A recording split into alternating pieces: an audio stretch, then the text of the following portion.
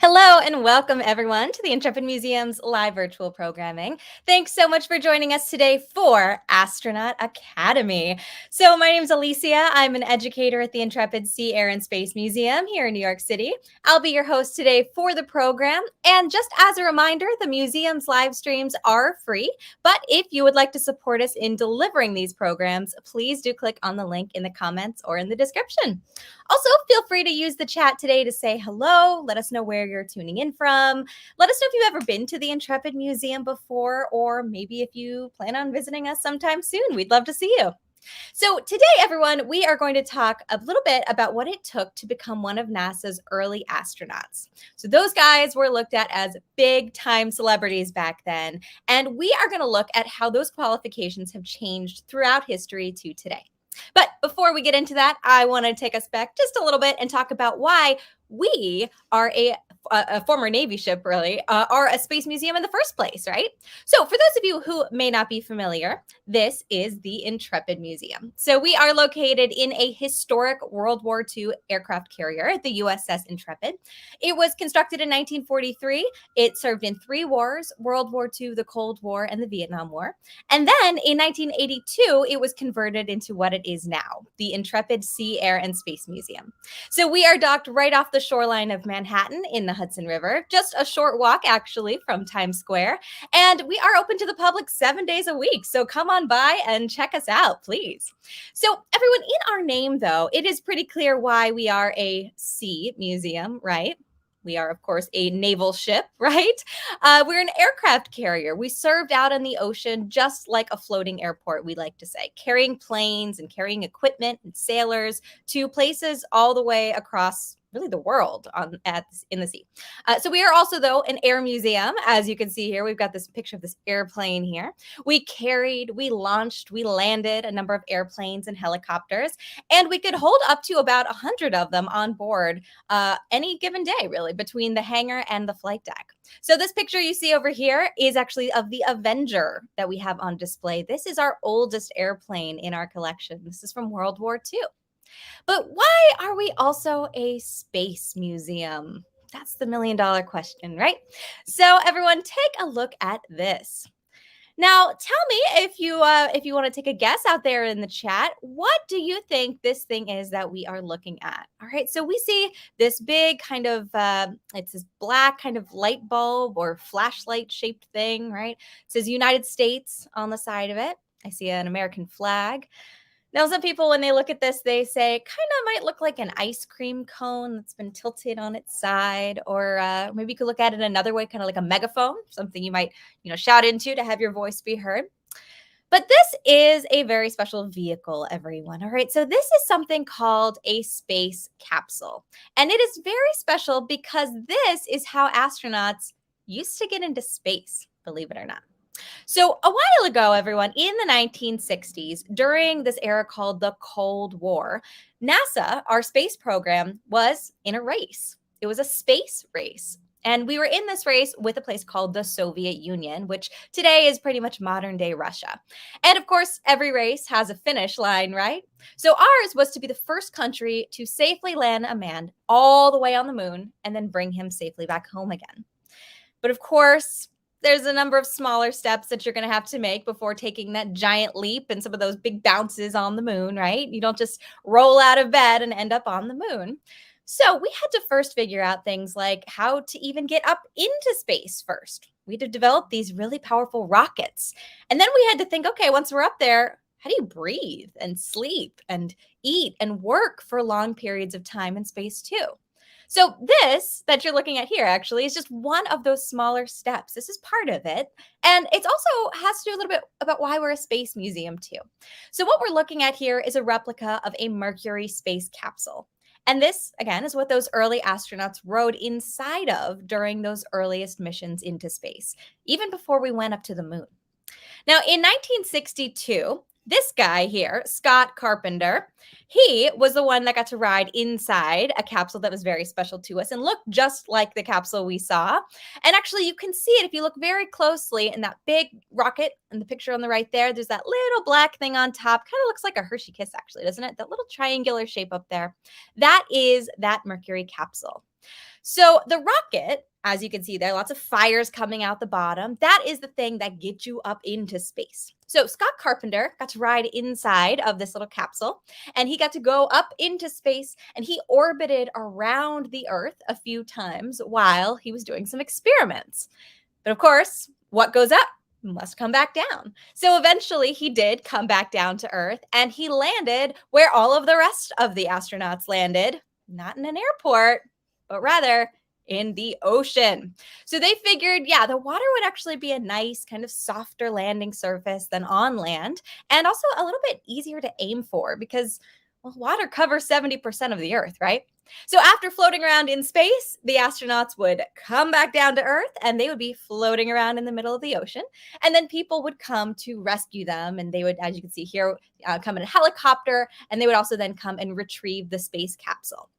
And so, not in the helicopter though, and you'll see here, on two very special occasions, once during the Mercury missions and once during the Gemini missions, the Intrepid got to be that very, very special prime recovery vessel that got to come and pick up that spacecraft. How cool is that? So, I love this picture here on the left. How do you think it felt to be those sailors? You can see them there lined up all along the side of the ship there, looking over, seeing those divers coming in with this amazing thing that was just in space. How do you think they felt to be part of such an important thing like that? Just blows my mind. So yeah, these pictures are of retrieval. On the left, again, you can see all those sailors looking on, very excited. We actually have some postcards and things in our collections that were printed specifically to celebrate the occasion of being able to pick up these amazing missions. And then they also, would write home and be like, wow, guess what just happened today? And then on the right, you can see a big crane lifting it up onto the ship. And so, everyone, that is why we are a space museum. The Intrepid played a very important role in picking up astronauts and their capsules during our earliest missions. Now, again, those early steps, Project Mercury, we were really just trying to see if people could even reach outer space and survive up there, just even for a little while before setting their sights a little bit further away onto the moon. And I'll tell you, that race we were involved in was not actually going so well up to that point. The United States, again, remember, it's a race. We kept losing all of the little markers of the race up until then. And, the Soviet Union was really pretty much just beating us at everything. They got the first satellite in space. They got the first animal in space.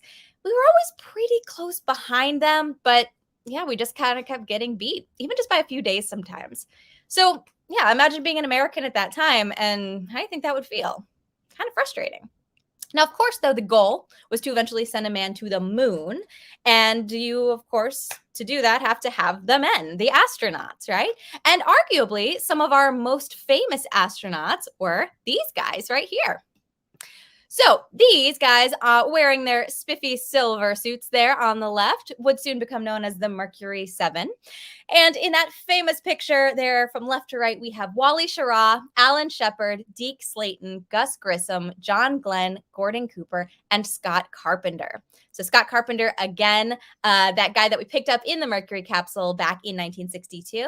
And then later during the Gemini missions, Gemini 3, we picked up Gus Grissom and John Young, who came later. And he's also the shorter guy in the back center row there. So that's Gus Grissom. So in 1959, these 7 guys, brave, brilliant test pilots, peak physical condition, they were selected to be our very first astronauts as part of NASA's very first space program, the Mercury program. And it's actually really interesting. A lot of people don't realize that Project Mercury was originally suggested to be called Project Astronaut. Doesn't quite really have the same ring to it now, does it? But remember, this is actually before we had ever even used the term astronaut. They didn't really exist yet. The name didn't really stick for the project, though, because they realized they didn't want to make it about the people so much as the missions as a whole. So instead, they decided to call it Mercury instead, which kind of focused more on the goal. Mercury, you might be aware, is our first and fastest planet in our solar system. So that really lent itself to the idea that we wanted to be the first and fastest country to get to the moon. So, what were these astronaut qualifications? How do you train and prepare someone to exist in these, really, really strange conditions of space with no actual information from really any previous astronauts to make any guesses about anything about what space is even like for humans? And also, how can you then simulate or recreate some of those really unusual things that they expected up there, but down here on Earth? Things like weightlessness and that disorientation that you might get while you're floating in space. Well, to start, NASA had to first put together a very basic set of requirements to figure out the baseline of health to study while in space. They, of course, wanted the best of the best for these missions, though, so they really had to think about the traits that an ideal astronaut would have. Now, these qualifications to become a first Mercury astronaut all stemmed from the same criteria that they were using already for high altitude research flights. So basically, military test pilots, because well, that was the closest thing they had to spaceflight at the time. And of course, by virtue of the fact that they were still alive, they figured, yeah, those guys were probably pretty good at their jobs, right? So, in addition to serving in the military, the qualifications were that you had to be under 40 years of age, you had to be in excellent physical condition, you had to be 5 feet 11 inches or less, and that was so that you could fit into the spacesuits and into those really small capsules. You had to hold at least a bachelor's degree or the equivalent in a science or engineering field, and you had to be a qualified jet pilot with at least 1,500 hours of flying time. As you can imagine, that narrowed the field down quite a bit. In fact, at the time, only 110 men met those basic requirements. That was about 22% of all of the candidates that they initially screened. And then, after a series of tests, they whittled it down even more, and only 32 of them were selected to go on to the next round of testing. And this whole process was very much in the public eye. They went through all that testing, and then eventually they selected those final 7 to be the Mercury 7 for those missions in 1959. Now, the criteria did loosen slightly with each new class, but I also want to point out one other very important thing here. While the majority of those qualifications could be accomplished by either sex, men or women, the criteria of specifically being a military jet pilot, that one in gold there, also completely eliminated the eligibility of any woman because they were blocked from doing that because of their gender. At the time, women were not allowed to receive official military pilot training actually until the 1970s. So while not saying it completely outright, that qualification actually did exclude women from meeting even the minimum requirements. So the trainees then underwent rigorous physical and psychological experiments to test the limits of what the human body could withstand. They faced extreme heat, extreme cold. They had giant centrifuges that they put their bodies in basically to simulate this gravitational pull of the Earth at takeoff. They had electrodes to measure your brain activity and so much more. And we are going to talk a little bit more about these in just a bit. But I'll say Scott Carpenter, that astronaut we picked up, he actually once said that he looked at the whole experience as kind of a test of his determination. And he felt that showing any weakness was really just kind of, well, it wasn't going to be good for him. He didn't want to show any discomfort at all. He just wanted to be completely neutral and stay strong. So really for him, it was just all about mind over matter. John Glenn, another one of our very famous astronauts, also felt the same way. But then there were others who thought it was just a bit too much. They thought it was really silly. In fact, Deke Slayton said he kind of felt like a captive specimen at the time, like a lab rat. And Pete Conrad said that he started to feel like NASA only cared about their bodies and wasn't actually even placing enough emphasis on their other qualifications, like all of that pilot training or having an engineering degree. And the tests were definitely skewed a bit more in terms of their physical capabilities. So in all, this was a really highly publicized testing procedure, but it really spurred a lot of interest in the space program at the time. It was all over the news, and it really made people start to think a lot about the qualifications a bit more critically, too. And that raised the question, why couldn't a woman be just as capable as a man based on these tests? So at the time, the Cold War is there. There's a lot of tensions mounting. This race, was heating up. And rumors were also starting that women were in the Soviet Union space program too. At that point, we were still in the running to possibly have the first woman in space. And so some Americans began to question the purpose of this sex restriction. So A few months later, the aviation editor of a very popular magazine called Look Magazine, look at how wonderful that is. There it is. They decided to do a feature actually around this question of the gender restriction. And with NASA's approval, they invited champion aviator and race car driver Betty Skelton to be the very first woman to undergo the Mercury project's testing protocol at NASA's research facilities. And they thought she'd be a great candidate because she had acrobatic flying records in her background. She had automobile racing in her background. And they thought, yeah, she had really great mental strength and really fast reflexes too. So she jumped at the opportunity, and over a period of about 4 months, she got to travel across the country to all these different testing facilities. She met the Project Mercury and also Soviet space scientists, and also braved a really intense testing regimen right alongside the Mercury 7 themselves. And she said it was just the biggest thrill that I had ever had. So she had the opportunity to get to know each of the astronauts personally, too. They went through the testing process together. And also, impressed by her flying skill, they even gave her an honorary nickname of 7.5. So remember, they were the Mercury 7, and so they awarded her with the name 7.5. But you have to remember, going into space is not a walk on the beach here on Earth, right? So in addition to a physical examination, she also performed over 80 tests, some of which you can see here, including some that involved some really wacky things. So stuff like swallowing a tube to monitor her digestion. They injected dye to measure her liver absorption rates, and they would shock her with electricity and then see how fast her hand could close. There was also a vertigo test that involved squirting freezing water into her ear to kind of set her off. And then she also sat in a sensory deprivation chamber for hours to test her responses to isolation. That, of course, would be important if you're up in space by yourself for a while. She walked on a treadmill that would gradually get steeper and faster while testing her lung capacity. Again, enduring this heat and cold to the extremes, and working underwater to study disorientation. That's kind of one of those closest things we have here on Earth for that kind of near weightlessness. But fun fact, actually, she couldn't swim, but she didn't tell them that because she didn't want to have to get kicked out of this process. But throughout the whole thing, she also experienced some things that made her a little bit uncomfortable at NASA. So the astronauts and the scientists would sometimes say or do things that made her realize that maybe they weren't really interested or even prepared to seriously consider a woman as an astronaut at the time. While she was visiting NASA headquarters in Virginia, for instance, she said she didn't actually think that they'd ever even had a woman around their ready rooms before, because oftentimes the guys would be, covering up some pictures that they might have had up on the wall.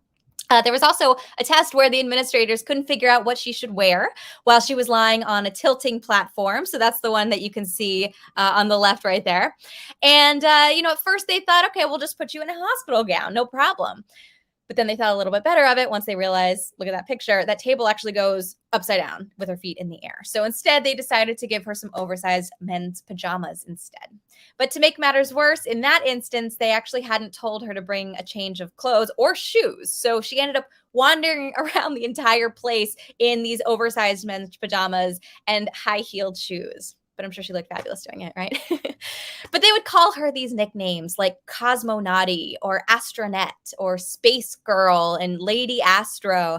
And she took a lot of it in stride. While she did know that, this experience was largely a huge publicity stunt, and the results of her trials probably wasn't going to suddenly convince anyone at NASA to start accepting women, she did really feel obligated to do her best. And she wanted to prove that women had the potential to do really well in this role.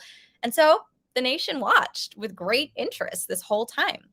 So the events that unfolded here, they were, again, the first time that a woman could undergo the same physical and psychological evaluations to be an astronaut as her male counterparts. And this totally ultimately became now the cover feature, so great, of Look magazine's February 2nd, 1960 issue, with Betty Skelton there wearing a prototype spacesuit in front of a Mercury capsule replica. And the headline there, "Should a Girl Be First in Space?" So it was an inspiring glimpse into what might have been. And they actually referred to Skelton as a petite example of the anatomical fact that women have more brains and stamina per pound than men. So the Look article really fueled public interest, and even more so because it was this ability here that she was passing with flying colors. But it also sparked a lot of frustration from her fellow female pilots too, because they were interested in doing this and they were being blocked. Meanwhile, you also have a handful of scientists who grew a lot more curious about what women could offer as astronauts as well.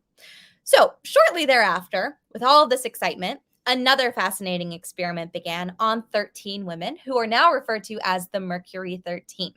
So, Dr. Randolph Lovelace, who's the doctor who had actually originally developed the Mercury Project experiments for NASA, set up his own privately funded program for women and even suggested that it might be more practical from an engineering standpoint to send women into space over men because they generally weighed less. So they would require less fuel to get them up into space, and they would also need less oxygen to survive.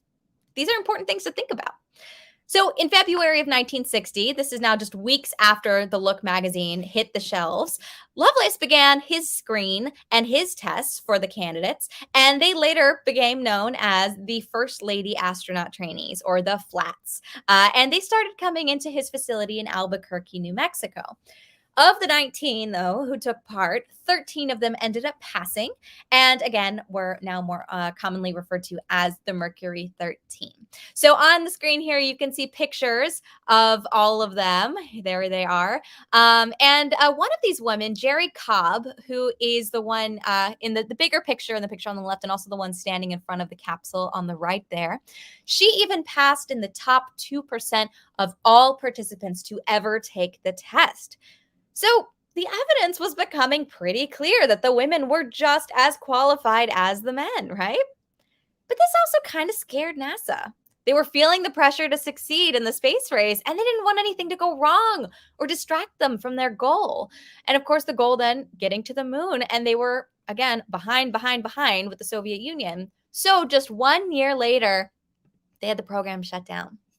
But the ladies were undeterred, and they continued to protest to anyone who would listen, even to the president. And in fact, this was a letter that was drafted in 1962 for the president to send to the NASA administrator at the time, James Webb. Maybe that's a name you've heard before. We just named our space telescope after him. But as you can see, handwritten on the bottom there, President Lyndon Johnson, he didn't want any part of it. In fact, he wrote, "Let's stop this now," across the bottom of it, filed it away in his desk, never to be seen again until many years later. So it never made it. Pretty frustrating, right? I do love that picture, though, with them picketing. That's really great.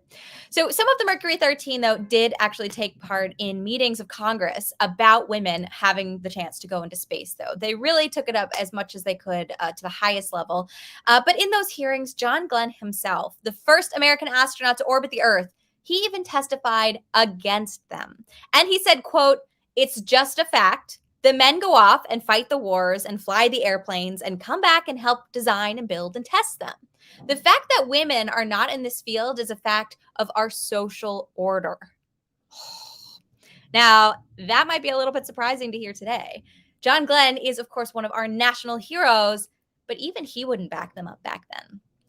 So sadly, nothing ever came of their fight. Now, again, this was 1962. And again, we were always one step behind the Soviet Union in our race. So because of all of this, just 1 year later in 1963, Valentina Tereshkova of the Soviet Union broke the sex barrier and beat the United States to having the first woman in space. You can see her picture there on the left. It was a huge accomplishment, of course, for women worldwide, but disappointing for the American women. And actually, sadly, it would take another 20 years before the same opportunity was offered to an American woman, Sally Ride, who you see on the right there in 1983. Who, of course, we do love to celebrate. But yeah, it took a really long time and kind of for no good reason. Now, I mentioned that some of these tests that the trainees went through were pretty intense, but before we go into that a little bit more in detail, which is kind of fun to look at them, I do want to pause here and see if we have any questions about any of the stuff that we've mentioned so far. So any questions? Why are they called astronauts? Oh, I love this question. So NASA actually got the word from the naming tradition that started off with the Argonauts. All right. So if you've ever heard of that, Greek mythology, Jason and the Argonauts, right? The word naut, N-A-U-T, that's the Latin root there. It means sailor, right? Nautical, right? So maybe you've heard that word before. So yeah, with that mythological story, right? It's those guys that sailed around in this ship called the Argo, right? So Jason and the Argonauts, Argo sailors, they were searching around in search of the Golden Fleece, right? So that naming tradition kind of continued on. They then would have things like aeronauts. So sky sailors, those were people who pioneered flying around in hot air balloons at the turn of the century. So astronauts would basically then mean sailors of the stars, which is such a cool phrase. I love that. Astronauts, such a wonderful origin there. All right. Any other questions? Did any of the women who did the astronaut tests get to go into space? So at the time, no. They were all really, really qualified, but unfortunately, it just wasn't the right time. And NASA just wasn't ready to let them have that opportunity. Many of them actually have passed away since then. But back when they were still launching the space shuttles, and this is now actually after they started letting women become astronauts too, they were a little too old still at that point, but NASA would invite them to come and watch the launches from time to time. So I do know that many of them were there when Eileen Collins became the first woman to pilot the space shuttle. So that was a really big celebration for them too.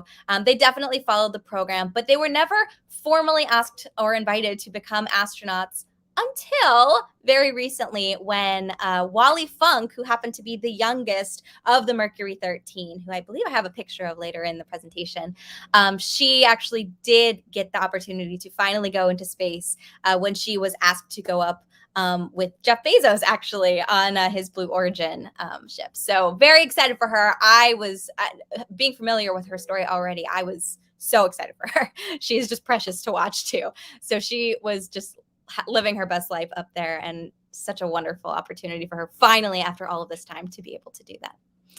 All right, my friends. So let's move on now. So let's talk about some of this astronaut training, right? So what did it look like back then during those early missions? So there are actually a number of exercises. In fact, there are over 87 exercises that they would go through, both physical, meaning with your body, and psychological, meaning with your mind. And these were all done over 3 main phases. So let's start off with phase 1. Phase 1 involved really testing the limits of the human body by simulating or recreating some of the conditions that they expected the astronauts to encounter in space. Of course, they didn't know what was going to happen to their bodies because no one had ever been up there yet. So they were thinking maybe their eyes were going to change shape. There's fluid inside, right? And maybe they wouldn't be able to see, or maybe they wouldn't be able to swallow. They just had no clue. So they were really just making up these tests and their flight plans as they went until they could get more information for the later missions. So they did a number of tests to withstand, first of all, stress and pain. So for one test, they were sealed into a room that was heated up to 135 degrees Fahrenheit. That is super hot, guys. This is a picture of Scott Carpenter actually sweating through his jumpsuit doing that. And then in another test on the opposite end of the spectrum, they would hold their hands and their feet in buckets of ice water for several minutes while having their blood pressure measured. So they wanted to see how they would react to extreme hot and extreme cold, because arguably you would feel extreme hot or extreme cold depending on where you were in your spaceship. In another test, though, they shocked them again with electrical pulses, tested their reflexes. I mentioned that earlier. The picture on the right there is of Jerry Cobb, again, of the Mercury 13. She's undergoing that. If you've ever been shocked by accident, or, maybe you walk across a carpet and then you touch a doorknob, you've ever had that feeling of kind of that sudden shock there. Imagine that, but about 100 times more powerful. That's probably what that felt like. And in yet another one, they actually shoved a 3-foot rubber hose down their throat to, again, monitor their digestion while they were eating food. Probably a little uncomfortable. So again, these tests were all meant to see how your body reacted to some very extreme physical stimulations. Now, another test that they did, which I also mentioned earlier, was shooting ice water into their ears to give them something called vertigo. So that's when you get really, really dizzy. So in the pictures here on the left, we can see Wally Schirra, First of all, there he is. And Jerry Cobb there also getting some cold water pumped into their ear. And that can actually start something called nystagmus, which is when your eyes start moving uncontrollably, like you're really, really, really dizzy. Maybe you've felt that before. So those funny looking glasses that Wally's wearing there on the top actually let the doctors see that reaction more closely. And then another part of that test was to see how long it would take you to then regain your sense of balance. So this is meant to simulate maybe what you might feel if your space capsule ejected from the rocket booster and started tumbling around really fast. So they wanted you to test your balance. You had to regain your sense of balance to be able to maybe steer the ship. So they had you walk on a balance beam, which many of you have maybe done already, which you can see there on the right. So you've got John Glenn going just grand there, looking spiffy in his little bow tie. He definitely showed up to work that day in his outfit. And then you've got Scott Carpenter on the right there doing maybe not as well. But you can even try this at home, actually. You can try, if you have a chair maybe that spins around, or even just standing up, just spin around in a circle a number of times, and then just try walking in a straight line. See how long it takes for you to regain that sense of balance. Kind of an interesting little exercise there. So they also trained on treadmills and stationary bikes, but to an extreme to test out their strength and their breathing. So you can see here things like keeping a very steady pace to a beat for 10 minutes, up and down simulated hills, and sometimes while also being hooked up to a breathing apparatus to test their lung functions and their oxygen intake, because again, oxygen would be a very rare and valuable thing up there in space in their capsule. So these tests were actually referred to as basically being the lung-powered equivalent of that game. If you've ever been to a fair where you take a sledgehammer to a scale to make a thing go up and ring a bell, basically doing that, but breathing into something. Then they had equilibrium tests again to throw off their sense of balance while they're doing a task. They had this tilt table test that tested how dizzy they got while they were lying down or even upside down. They lied down flat on the table, and then their heart rate and their blood pressure were measured every minute for 30 minutes while they were just like a roller coaster, basically, just tilted up and down and horizontal, up to a 65-degree angle and back again. And that was actually one of the tests where they put Betty Skelton in the pajamas, by the way, as you might recall. Then they also trained on an orbital flight simulator centrifuge. So this was a capsule that was attached to the end of a long arm, and it simulated the G-forces that they would feel during the launch and the landing by swinging this massive arm around. So the capsule was at the very end of it, and it would, just swing you around this huge room, and it would give you different speeds, different tilts. And I love these pictures on the left here. There's videos too you can look up online. These are, again, Gus Grissom and Scott Carpenter, two guys that we actually picked up on the Intrepid on different missions. There they are riding the centrifuge. And, there is that lovely facelift thing where, really a lot of pressure there. Now, what was that like, right? Well, there are some actually popular carnival rides that maybe you at home have actually been on, where they spin you around in a circle and you kind of stick to the wall. The floor drops out. Always loved that ride. Also, if you've ever been on the Mission Space ride at Disney World, they use the exact same principle to simulate those G-forces of you taking off and landing in a spaceship. They're effectively spinning you around a room on this giant arm, exactly like this trainer. Only, of course, it's an amusement park ride. So that's only about, I think, a 2.5 times gravity that you're feeling there. But on the Apollo missions, it was more like 10 times that. So definitely bring your barf bag, right? And I think actually the most someone has gone through was something like 14 Gs. So again, that's 14 times your own body weight. And you feel that. I mean, again, look at Gus Grissom's face there. He's got that facelift thing going on. Now, another kind of ride that you might associate with NASA training is, of course, the famous MASTIF simulator. So that stands for Multiple Axis Space Test Inertia Facility. And that, look at this rig, right? That's meant to simulate the idea of, again, your capsule tumbling about in space, only now this was your test of your actual reaction to gain control of the spacecraft. So the MASTIF is this 21-foot rig. It's got 3 metal cages that are all kind of entwined with one another. And it allows movement in 3 directions. So what we call pitch, which is up and down, yaw, which is side to side, and then roll, which is kind of like rolling over like a dog, right? All of these things at the same time. And then at the center, you have a replica of a Mercury capsule seat and a hand controller. So the trainees had to use this controller to, again, regain control of this capsule while they're spinning about in all these different ways. And apparently the first time Alan Shepard, who was our first American in space, the first time he wrote it, apparently he instantly turned green and had to hit the kill switch to make it stop. So hopefully he never experienced that while he was in space. But the Mastiff is actually similar to the multi-axis trainer, which is probably the first thing that people think of when they think of astronaut training, especially if you've ever maybe been to space camp. But that one was never used by astronauts. That is actually more kind of a novelty ride for visitors who come. Now, again, a lot of these were done because they simply didn't know what would happen to the human body, right? So it was over preparation. And then once they had a few flights under their belt, they realized, all right, yeah, some of these are probably a little unnecessary. So they did get rid of them. Now, phase 2 had a number of psychological exercises. Again, these are things having to do with your mind. So if you've ever heard the word psychology before, that has to do, again, with the way you think. So things like now IQ tests, anxiety tests, the Rorschach test, if you've ever heard of that, or the Inkblot test, hundreds and hundreds of questions to try to frustrate or annoy them or to dig deep into their personality.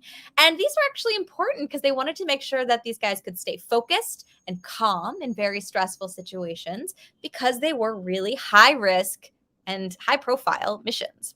So later in Gemini and Apollo, it actually also was important because they were going to, again, be teamed up with other people for longer periods of time in very, very small spaces. So imagine having to take a really long road trip with a sibling, maybe. You might love them, but sometimes they might get on your nerves. So the astronauts did and did not take these tests seriously because, again, they thought it was a little bit much. For instance, during his Inkblot test, which is when you're kind of looking at smears of ink on a piece of paper and you say what you think it looks like. So if you imagine kind of finding a shape in the clouds or in the stars, right? Well, Pete Conrad was presented with one that looked like this. All right, so take a close look, everyone out there. What do you see here? Nothing, right? It's blank. So he saw this card and he thought this was just so silly. He's like, why are they making me go through this?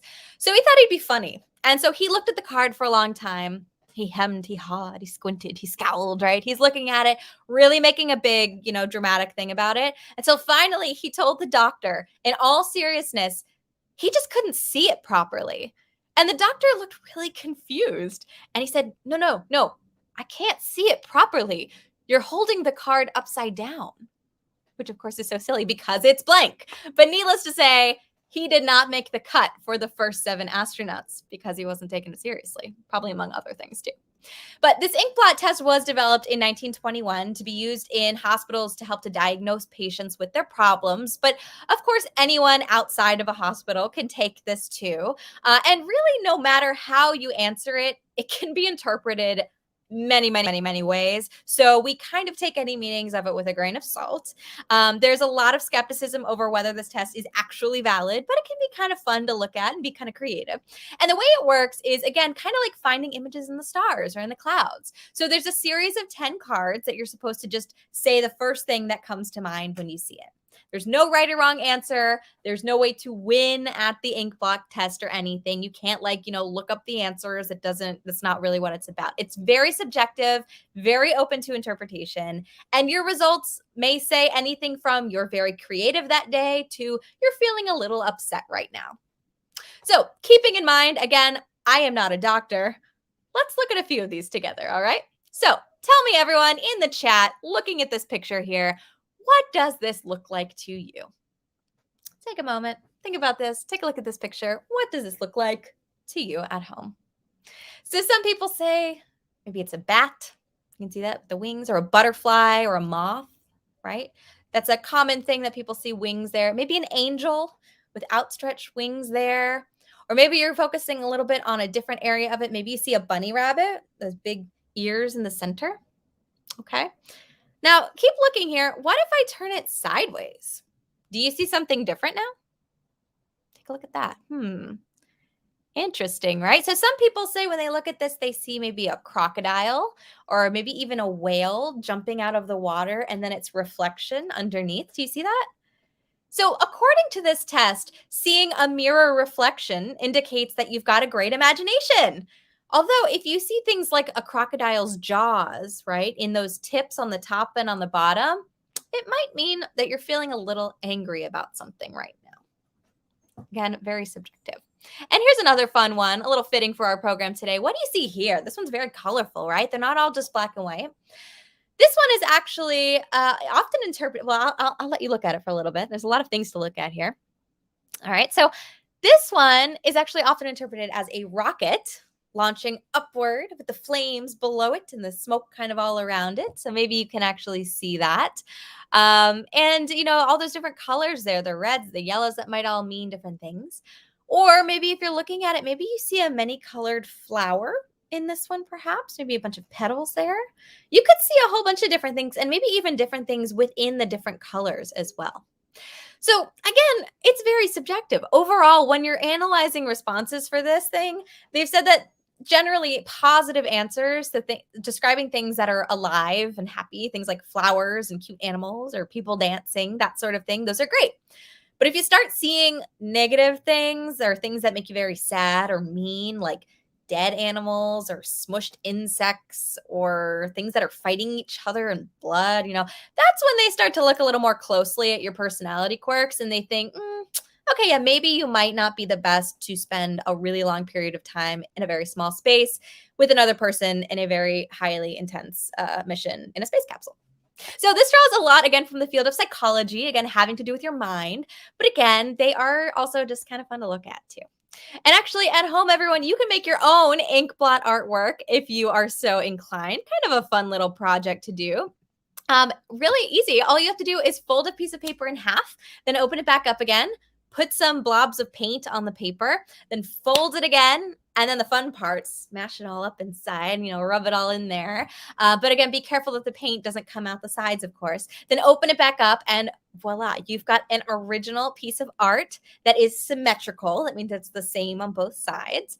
And you can interpret it however you want. What does your artwork look like? Who knows? It's up to you and whatever you happen to see. And I think in that sample one, I actually, looking at it now, to me, it kind of looks like two parrots that are looking at each other. Maybe you see that? The wings are blue. I don't know, just came to me. But anyway, back to the testing. They also were asked a lot of questions and brain teasers too. So things like analogies, questions that would ask you to compare and contrast things to each other, which I actually always really love those questions on the SAT. Here, let's try one together, everyone. Here's an example of one. Metabolism is to blank as combustion is to locomotive. Do you guys remember doing these if you have taken the SAT? I think they still do these types of questions.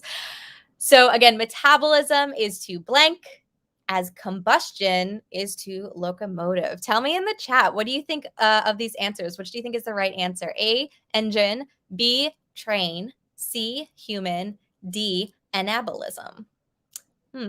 So again, you think about it, locomotive and combustion, what's the relationship there? Combustion is the thing that kind of powers and fuels the locomotive. So metabolism is the thing that kind of fuels and kind of runs. C, a human, right? We have our metabolism in our body. Excellent. Boboblio says C, maybe. Excellent. Yeah, good guess.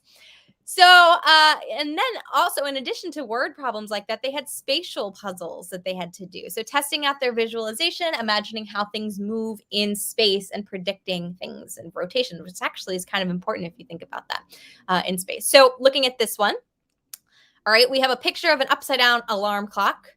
And they're saying if this is a ball and the ball is kind of rotating this direction, that is how you're going to move that alarm clock in your head. So look at that alarm clock. Move it like that ball. What is it going to look like? Is it going to look like A, B, C, D, or E? So again, you want to look at things like the feet of the clock. You want to look at things like the little bell ringer things. And again, the things upside down. So what would that look like if you rotated it about 90 degrees? Of course, the answer for that one would be B. So there you go. And you can actually kind of see the little wind up thing on the back of the alarm clock. Does anyone still have alarm clocks like that? Those are pretty old school, aren't they? But, it was the 50s, right? It's the 50s and 60s. And then they were asked lots of open questions. So things like, who am I? And they were asked to write down things like 20 ways to identify themselves. They had to rank, in order of significance, and then to look at them and to gain insight on how they saw themselves. So rank, all of these different things that they felt like they were. They would ask things like, who would you like to accompany you on a two-man mission? So, if they hated someone in their group, they probably didn't want to team them up with them too. But thinking about weighing the options there. Also, who would you assign to the mission if you could not go yourself? So all these things to see how well they get along with their fellow astronaut candidates as well. Now, the Mercury 13 women also experienced an extra test, and this was a sensory deprivation isolation tank that was designed to simulate being weightless in a capsule in your spacesuit while in orbit. And they basically had to float in a tank of warm body temperature water in pitch black, soundproof conditions. And previously, all of the test subjects, regardless of whether they were male or female, didn't make it past 6.5 hours before they started to hallucinate and see and hear things that weren't there. But one of these women, who I previously mentioned, Wally Funk, she was the youngest of the Mercury 13, later ultimately got her chance to go into space. She was actually so good at this, she unknowingly set the sensory deprivation record at that time at 10 hours and 35 minutes. 10 hours and 35 minutes in sensory deprivation. That's nuts. Now, the Mercury 7 guys actually didn't do this experiment. Their isolation consisted of 2 3-hour stints in a small dark room with padded walls and a pad of paper and a pen. That was considered isolation in space at the time. That was the best they could do. So in that time, John Glenn ended up writing poetry, and he wrote lists of things that someone could do while sitting in the dark. And Wally Schirra actually just took a nap, which, yeah, why not if you're just kind of in a padded room, I guess. But later on, the doctors who worked on those tests said that they were absolutely ridiculous and they weren't meaningful in any way because there was no actual weightlessness going on and they were allowed to do something. They had sensory input, right? So in regards to this isolation tank, they later estimated that spending just 15 minutes inside of it was probably the equivalent of spending 2 whole days in that room that the men used. So you think about that, and you think about Wally Funk's 10 hours and 35 minutes.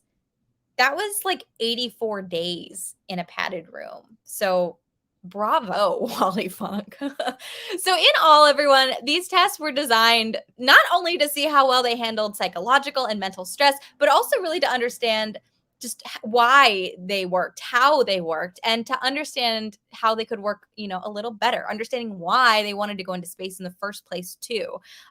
Like, for example, their motivations. Did they want to just become famous? Did they like to take risks? Because the perfect candidate was excited about it, but not to the point of being reckless about it too. Now, lastly, phase 3 involved a lot of training in regards to stressful situations too. So they had a number of fitness drills, running, sit-ups, chin-ups, climbing over walls, stuff where they would just keep making you go until you wanted to pass out. I don't know about you guys, but I basically hit that point after like 3 push-ups, so I would never survive that.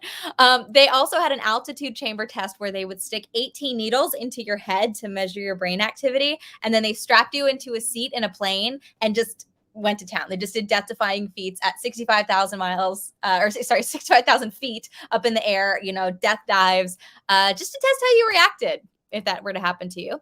And then, of course, survival training. So if something were to go wrong during your mission, you could end up landing, of course, anywhere. And that was actually the case with Scott Carpenter when we picked him up. He was about 250 miles off course from where he was supposed to be when he landed. So a lot of training was things like surviving in the water in the event of a water landing, which ideally is where you're supposed to land, but ideally also in your capsule, or things like if you land in the jungle or in the desert. So these pictures are kind of fun. On the top left, you can see a bunch of astronauts hanging out on their rafts. Some of them are using mirror devices that pilots would actually carry with them to reflect the sun to attract pilots flying overhead to pick them up. They'd see kind of the glimmer of the reflection down below. The picture on the bottom left is actually Gus Grissom and John Young preparing for their water landing, the very same that the Intrepid picked them up, Gemini 3. Then on the right, we see some survival training in the jungle and also in the desert too.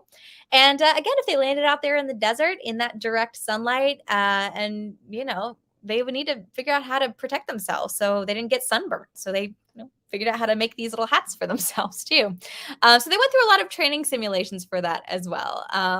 And of course, in that picture, they are not looking too thrilled about it, but hey. They also used something called the Dilbert Dunker, everyone, which was a replica of an aircraft cockpit from the Navy that the trainee would sit in. And then that was shot down a 45-degree ramp and turned upside down into a pool of water to recreate what it might be like in a crash landing in the ocean. So you had to be able to unharness yourself and then get out of your cockpit and come up for air safely while you were underwater. So that was important. And then, of course, there's also a lot of underwater training too. We had this thing called the Neutral Buoyancy Simulator for that.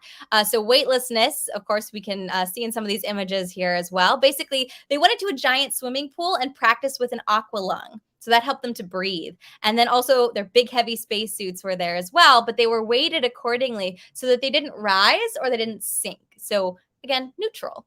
They really wanted to simulate that weightlessness of kind of floating in space, but in the water. Then something else that you might think of when you think of weightlessness today, perhaps, is an airplane that has since been nicknamed the Vomit Comet. It was used to simulate weightlessness by flying in these sharp parabolas. So really up and down, just like that. And they would put you into a free fall for about 20 seconds at a time, really make you feel like you're floating. And a version of this plane has actually been used for astronaut training, because falling through the sky is really the closest thing that we can get to that feeling of free fall in space anyway. And it's been used through the shuttle era and even to today. So you can see Sally Ride there doing some somersaults in the air on board. And of course, there are also private companies that can do that for you too, if you're so inclined as a civilian. It costs you a little money, but it could be kind of fun. And then, as you would imagine, there's also quite a bit of studying for their spacecraft systems, their mission objectives. There's celestial navigation. So that means finding your ways using the stars, physics, engineering, the many experiments that they also might be performing on each mission, which might change too.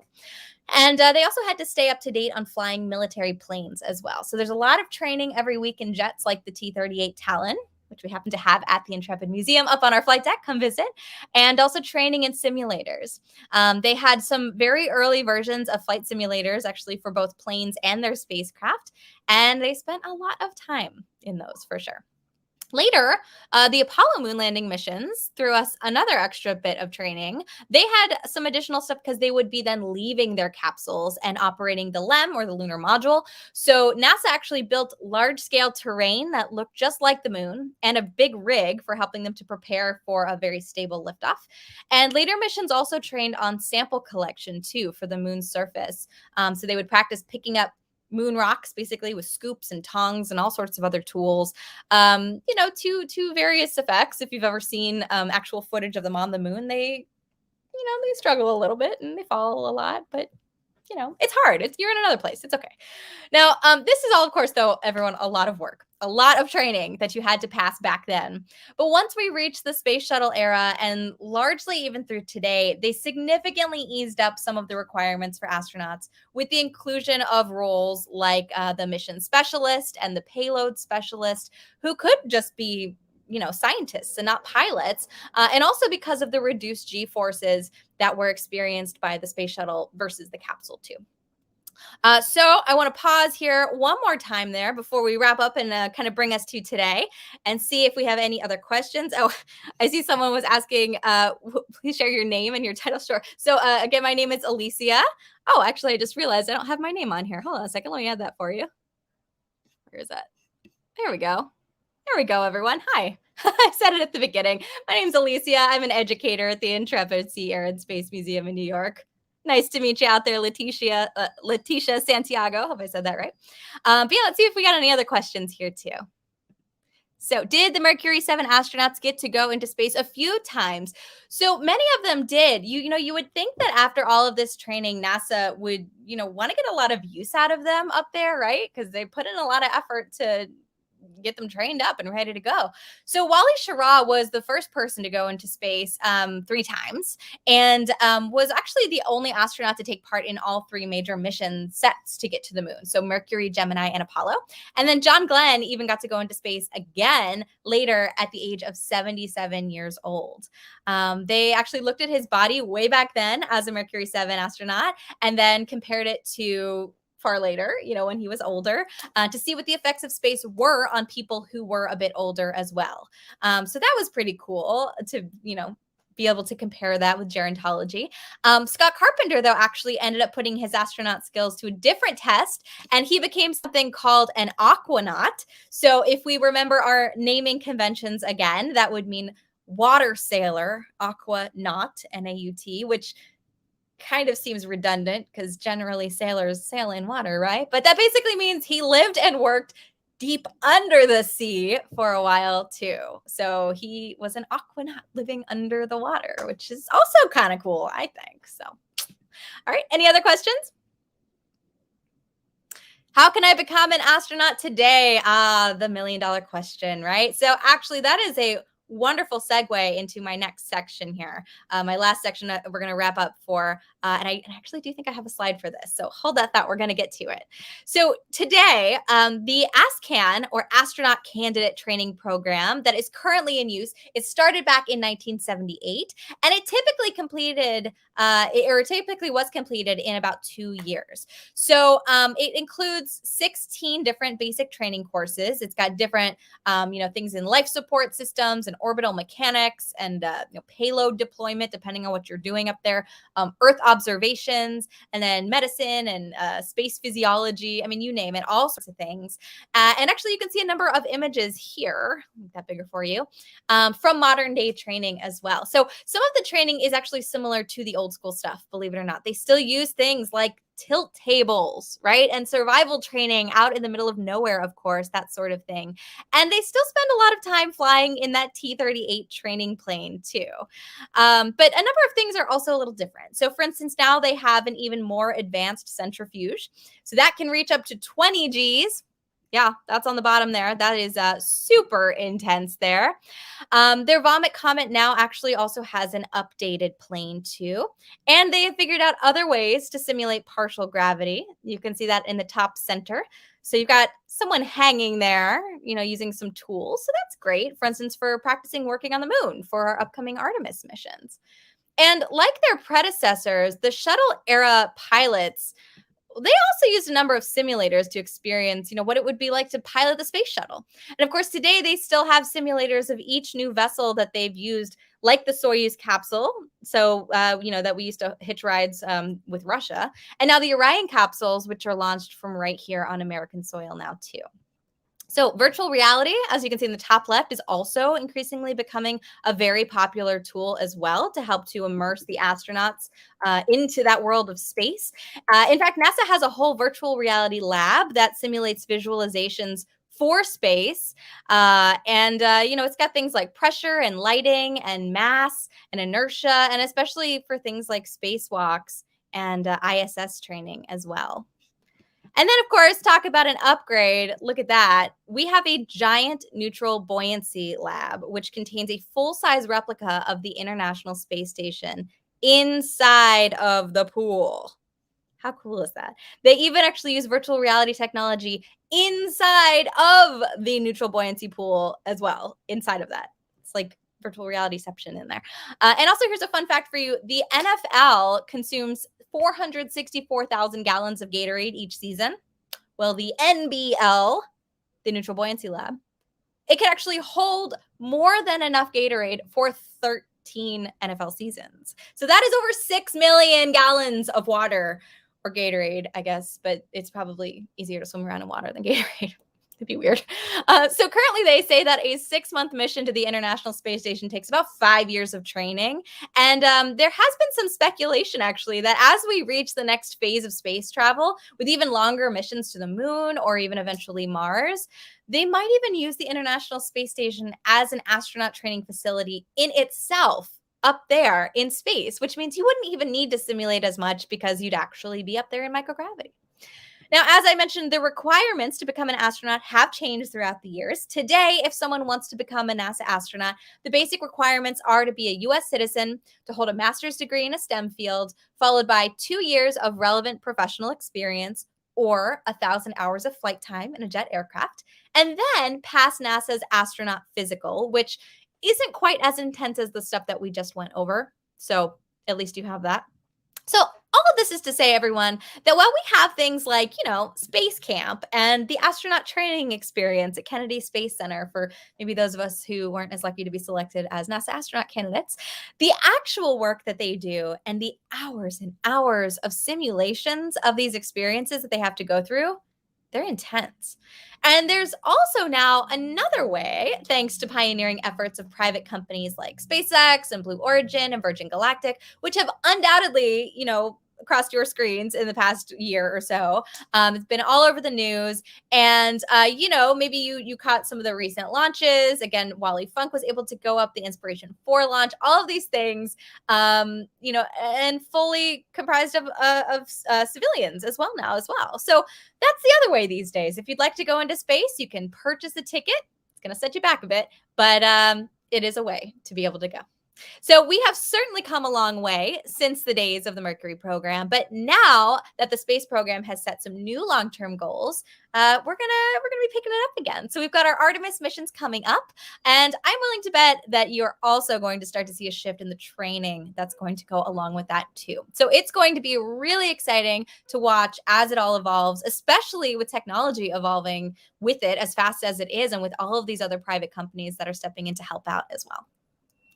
All right, my friends. So that brings us to the end of our program for today. But if you have any other questions about our programs, please do feel free to reach out to us through our website, intrepidmuseum.org, or also through our social media channels. We are on Facebook, we are on Twitch, and we are on YouTube Live. And thanks so much for watching and sharing your questions and comments and thoughts with me today. As you may know, the museum hosts a number of live streams, so please do follow and subscribe to our channels. Visit our website for the latest streaming schedule. And if you enjoyed this or any of our other past programs, there is a link in the chat now and also in the description that I encourage you to click to fill out a couple of questions for us that'll help us to plan some future sessions. Also, I encourage you to join us tonight. Here we go, in just about an hour, for our virtual astronomy live event with Kerbal Space Academy. This is a free online event. We are going to be exploring the Artemis 1 mission tonight. That is set to launch in the coming months. You're going to get to hear from NASA communications engineer Yves Lamotte, who is working on the mission as we speak. Really exciting astronomy live series that we've got going here every month, so be sure to tune into that tonight. Also, if you tune in beforehand at about 5 p.m. for our pre-show, I'll be back and I'll be giving you an Artemis 1 refresher in case you're not super familiar with what it's all about, and also talk a little bit about its very special celebrity zero gravity indicator, which you're going to be able to catch a glimpse of when it launches, as well as some that astronauts have taken on board in the past.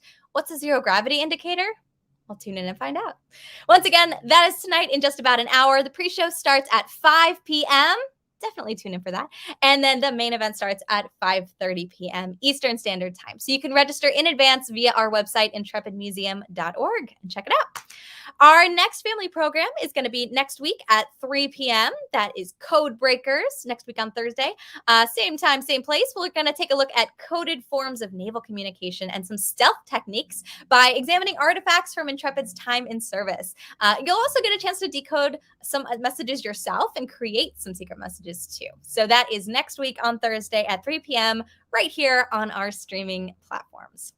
So once again, thank you all so much again for joining us today. Our museum, by the way, is now reopened to the public 10 to 5, 7 days a week. So hope you can come by and say hello. Otherwise, we hope to see you online for another virtual Intrepid adventure. Once again, I'm Alicia. Thanks so much for joining us, and we'll see you next time.